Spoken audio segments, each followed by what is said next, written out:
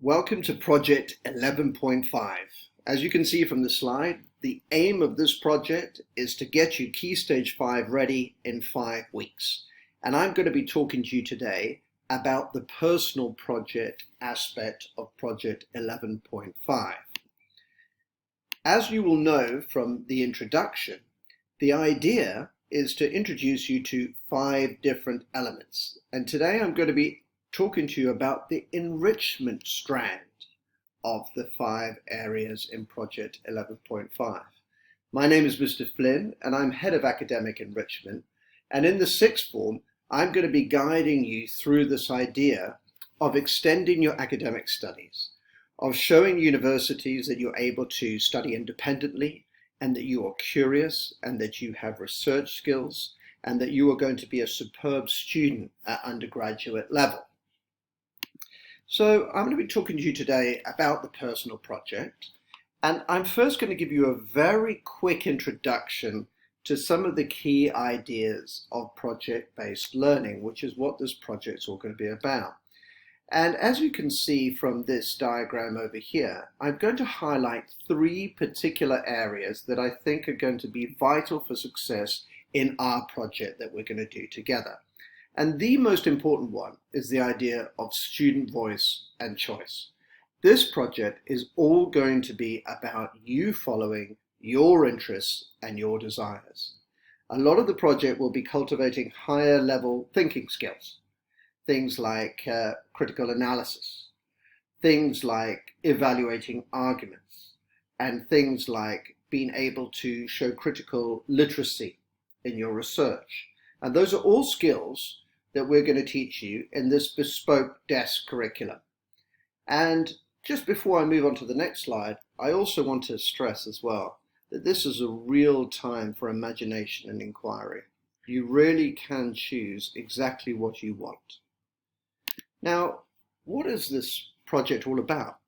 Well, we see this as ideal preparation for the extended project qualification, which is one of the things that we offer in the DESC sixth form and that we're incredibly proud of. This is a highly prestigious qualification designed to get you ready for university and to teach you some of the skills that may be missed by some of the subjects. So if you're looking to do an EPQ in the future, this is going to be absolutely ideal preparation. And if you want to find out more about the EPQ itself, I've put down a link here, as you can see, and you can use this link to explore further. However, if you do this personal project 11.5, you really are going to be at a great advantage when you start your EPQ.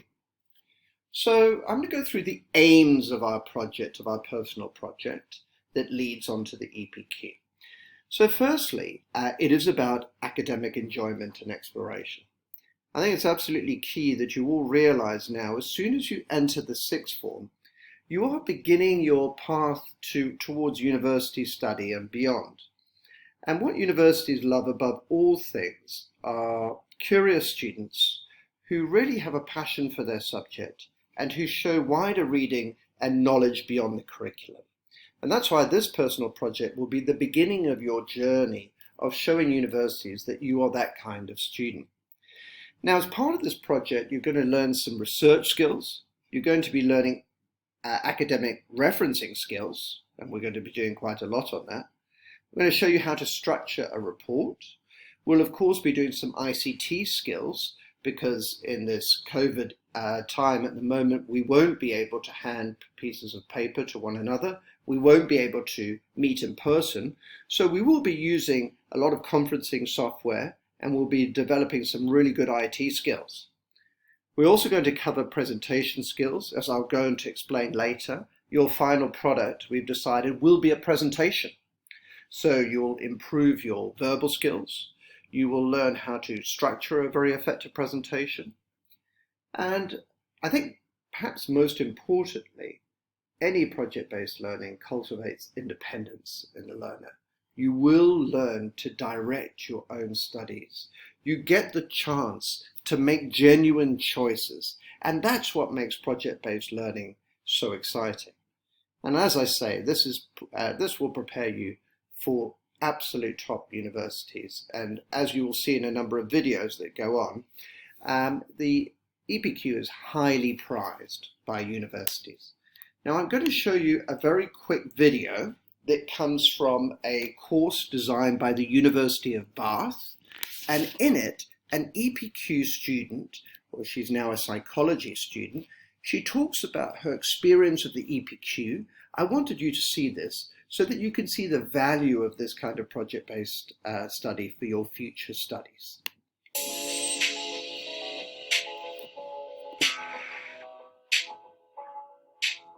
Hi, I'm Robbie and welcome to the University of Bath. This online course has been designed to help you to reach your potential by achieving the best possible grade in your EPQ. We've put together a fantastic set of resources to support you in developing your skills, improving your ability to learn independently, and to ensure you make the most out of this opportunity to dive into a topic that really interests you. One of the great things about the EPQ is how well it prepares you for studying at university. Admissions tutors love reading about the things you've learned and the skills you've gained. Some universities love it so much they'll reward you for your hard work when you apply.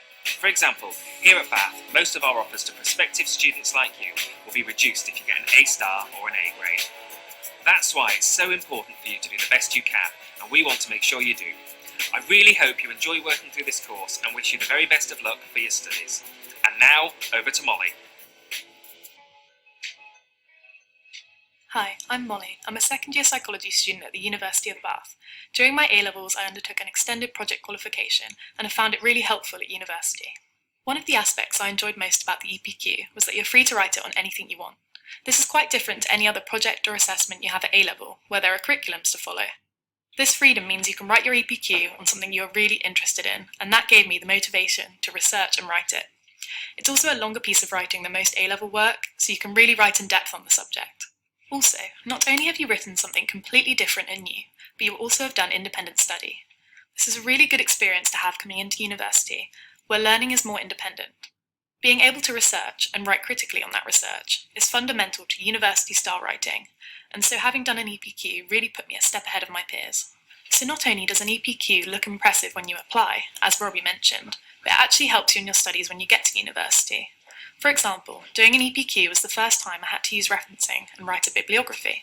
This is academic convention for university-level essays, and so I feel really confident with referencing because I had that head start.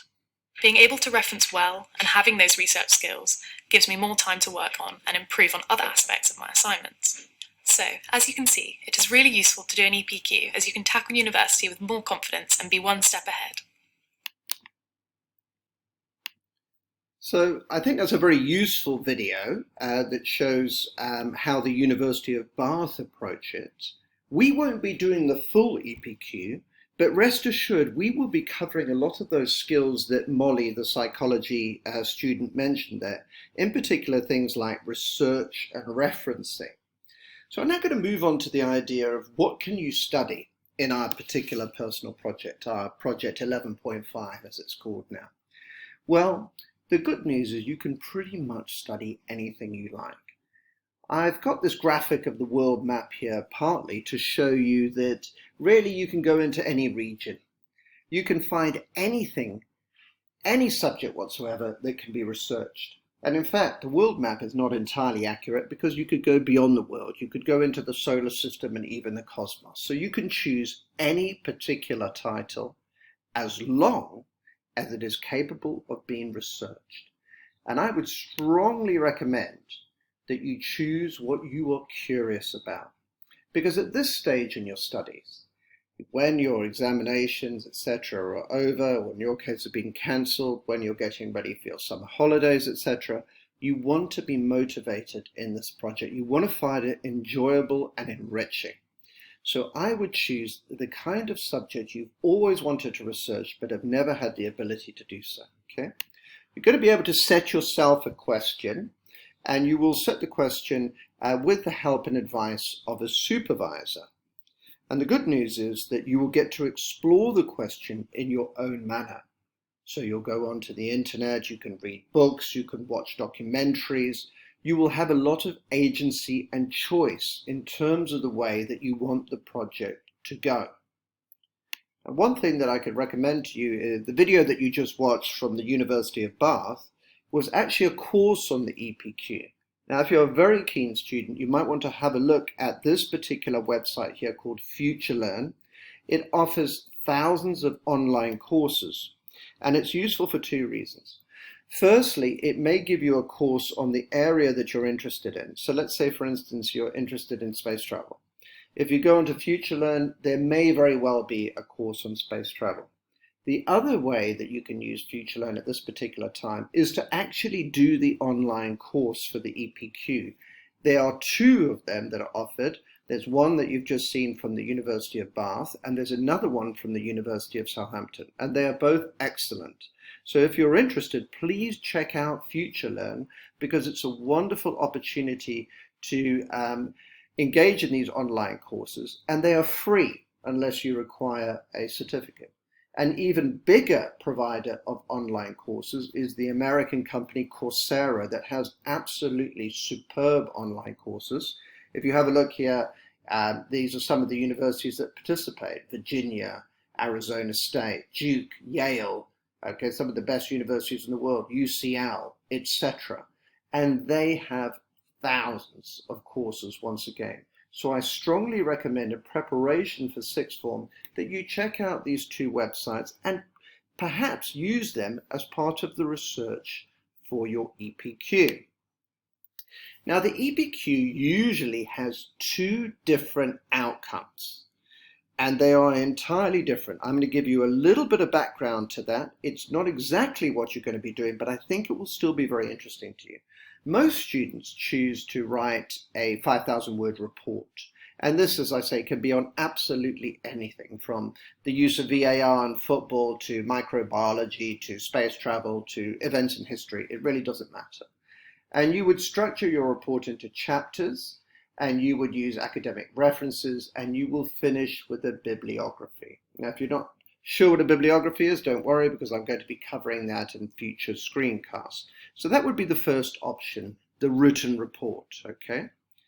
Now there's another option, and in some ways a lot of students find this a more interesting option. I certainly find the artifact idea the most interesting. Now, in an artifact section of the EPQ, you can actually build or make something, or you can design an experiment, or you can make a piece of art, or you can write a play, or you can write a short story. The one proviso is, the one regulation is that you have to show that you were able to research this, and you have to keep evidence of this research. Now, I'm showing you a project that was completed this year, one of the greatest EPQ artifact projects that I've ever seen. This was by William McBride, who will be leaving leaving at the end of this year. He's in year 13.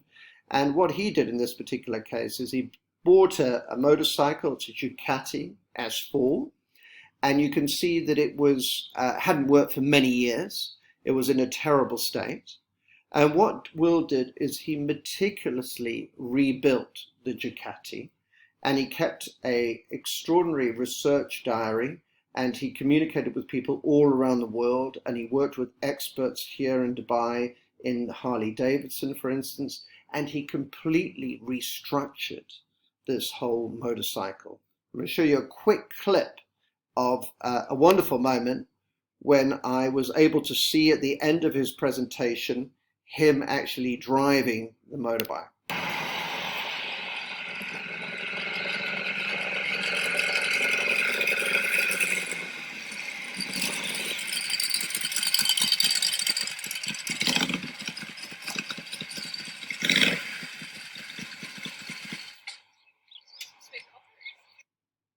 And there at the end, you can see his proud family and myself waiting for him.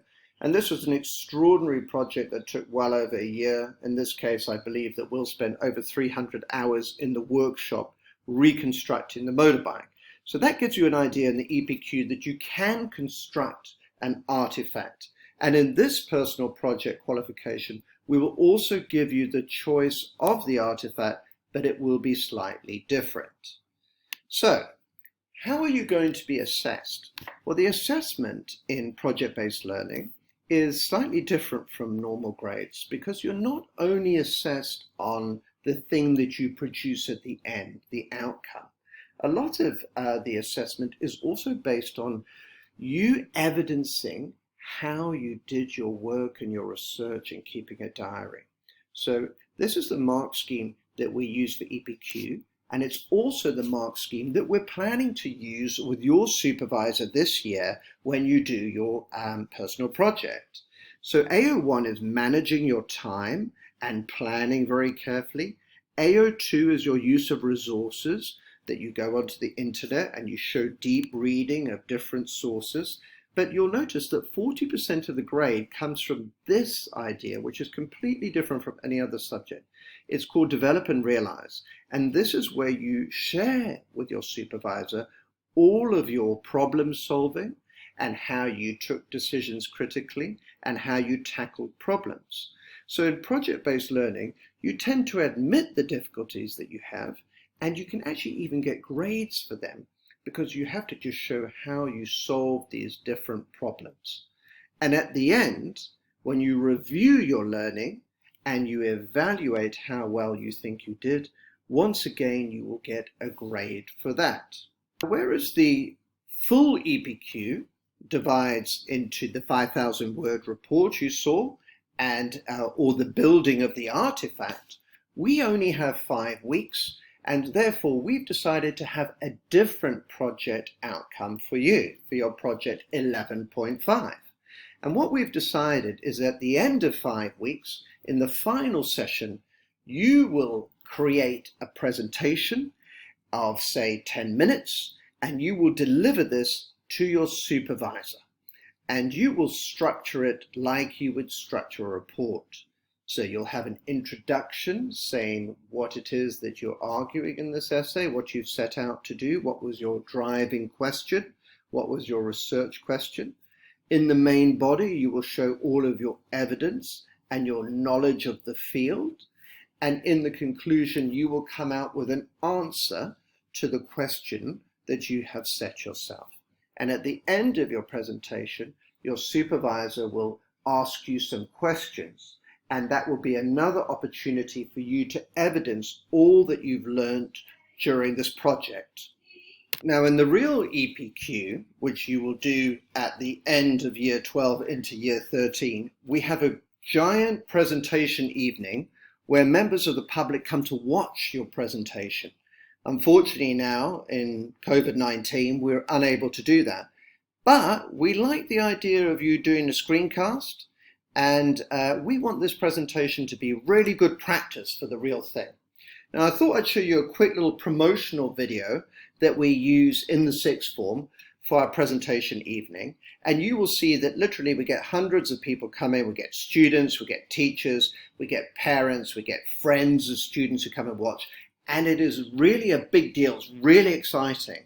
So I'm hoping that this will give you a sense of how the presentation itself is like a triumphant celebration. And so many of the students are really proud of their work because on their own, without lots of teacher help, they've made themselves experts in a particular subject. Hope you enjoy this video.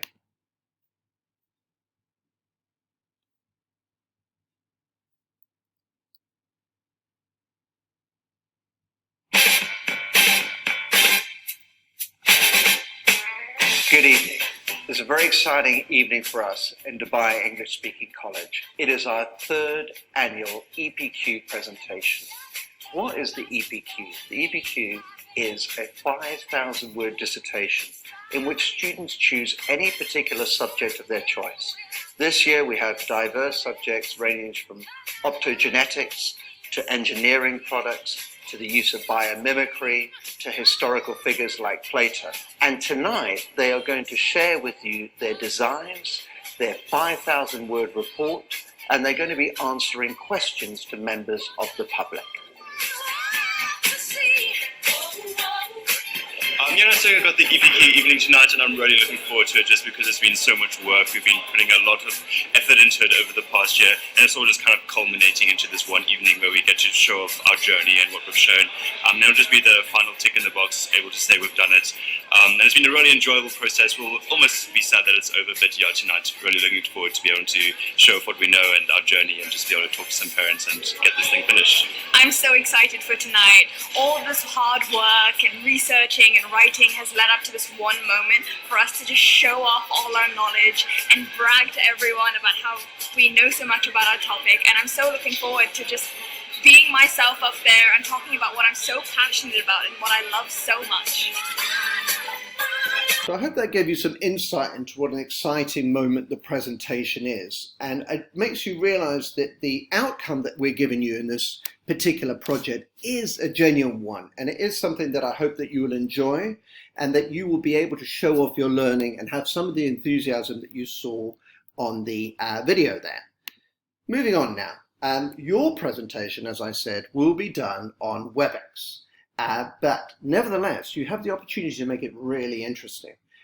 One of the ideas that we had is that you might want to use graphics and video, you might be using your own research, you might use drawings, of course, etc. So the idea of the presentation, as I said, is that this will be at the end of the 5 weeks, and you will show all of your knowledge. At the end of the particular presentation, you will also have a bibliography, which shows your reading. And I'd like to conclude that by saying it really is ideal preparation for the real EPQ. So how is this course going to be structured now over the next 5 weeks? Well, I'm just going to give you a very quick outline. So this is the introduction that we're doing now in week 1. We'll be going on for you to choose a research question, and I will be doing a screencast helping you decide exactly what that question is going to be. In week 2, you'll be working very hard on your research skills. You'll be using Google Scholar, and you'll learn how to use academic databases. We'll go on to note-taking, and we'll look at something called Cornell note-taking, which is very famous. Week 3 is particularly important because you will be looking at critical evaluation, and we'll be using this very interesting CRAP acronym, which I'll tell you about later in week 3. We'll also be looking at things like plagiarism and how to avoid it using academic referencing. And we'll look at the difference between Harvard and Oxford referencing. So that's absolutely vital for your future A-level studies and your degree studies. In week 4, we'll be planning the report. In our case, as I said, however, it's going to be a presentation. And then in terms of presentation planning, we will be getting you ready for that week 5 presentation when you deliver the presentation to your supervisor. The final screencast that I will do is on effective presentations, how to speak well, how to use videos, etc. And in the final session, you will be delivering the presentation to your supervisor. So how do I start now? Many of you will be thinking, wow, you know, I've got a vague idea of what I might want to do. What should I do to actually begin the project? Starting is always very difficult. And I would say start by finding the area that really interests you. It's got to be something quite specific. It can't be something very general, like I'm interested in Russia. It's got to be something that is a lot more focused and that you can actually answer a question on. And you've got to make sure that there are lots of resources on it, because that's the way you get assessed in project-based learning, in the terms of the depth of your reading and the quality of your research. So some ideas that students have used in the past when they're at this initial stage of planning would be, say, human cloning, or use of VAR in football, phobias in psychology, the use of tanks in the First World War, the political art of Banksy, the graffiti artist Banksy, should schoolboy rugby be banned, how will space tourism work, as you can see from this exciting graphic here. So these are just some vague ideas. So in order for you to start, you need to start to decide what is the area that you're really interested in. You can always narrow it down as the project goes on. And one of the best ways, I think, of starting is to draw yourself a mind map, okay? And as you draw the mind map, you can start to read more.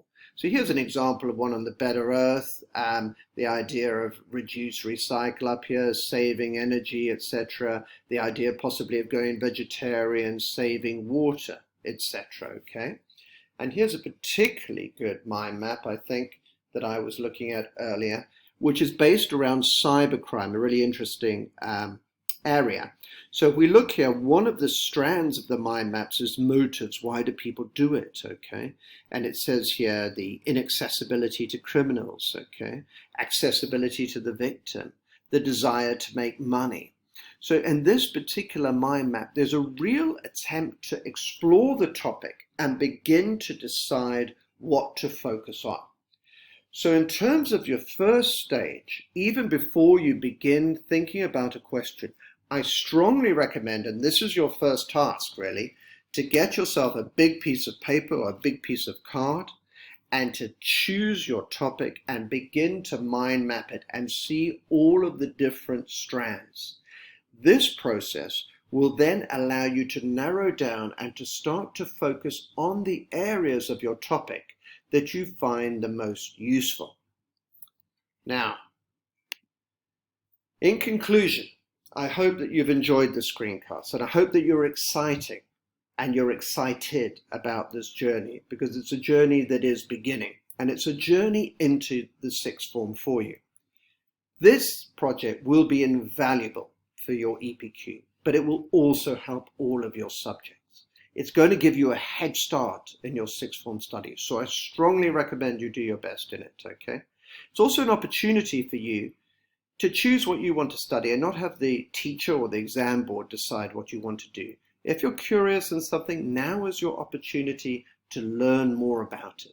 You're going to learn to be independent. And once again, from sixth form onwards, you should rely less and less upon the teacher and more upon yourself. The learner in project-based learning is the most important person. And finally, you're going to develop your presentation skills. And one of the things you'll see in the sixth form is we have a lot of presentations, we have student lectures, etc. And these presentation skills are absolutely essential for success in life. So I hope you're excited, and I hope you'll tune in to our next screencast. Thanks for listening.